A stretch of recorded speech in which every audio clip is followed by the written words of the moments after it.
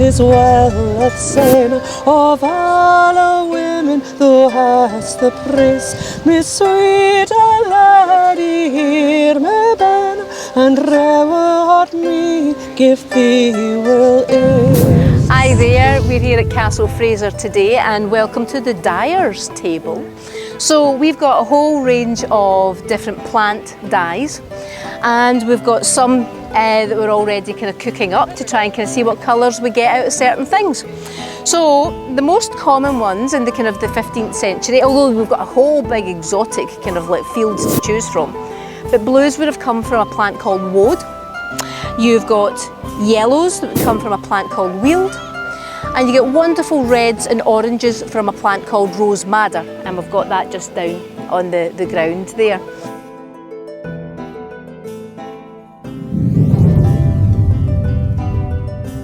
I'm the Countess of Buchan, and I'm dressed as she would have been if she'd been attending court or some other great event.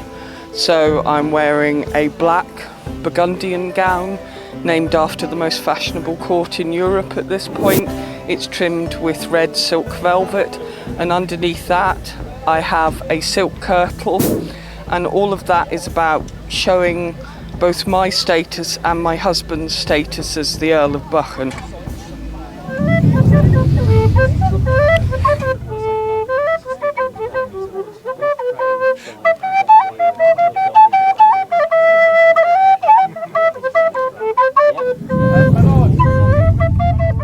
Hi there, my name's Ian Devaney from Battle Scar Entertainment, part of the Northern Alliance reenactment group as well. For me, I visit small schools, corporate events.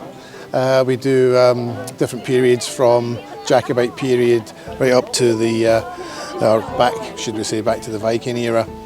So here today we're kind of looking at some of the weapons which would have been used during the Jacobite uprising in 1745. The Frasers from the castle here would have been involved at the Battle of Culloden. So we're kind of looking at some of the weaponry which would have been used in that particular battle. So for myself, I'm from Inverness. I travel the length and breadth of the country, so I do this a bit as a job, so Battle Scar Entertainment. So over here, this would be the first thing you'd be putting on in terms of your armour.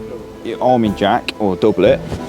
All of your armour attaches at various points to this garment, meaning that you've got really good weight dispersal throughout it, rather than it being a suit and it being that restrictive. It's quite heavy in its own right because we've got mail stitched into it, which will cover the gaps that you wouldn't be able to have plates. So for example, the joints of your elbows, underneath your armpits. If you had plate here, it completely restricts your movement. So the mail will offer you some protection there. Similarly, mail to go around your throat, prevent people slitting your throat or anything like that while you're fighting. On top of that, I'll be wearing a brigandine. They're hugely popular in this period. Plates of steel riveted together and then covered in this instance with linen and then some nice velvet over the top, so it makes it quite a high status thing. Also these nice patterned copper rivets, making it quite fashionable.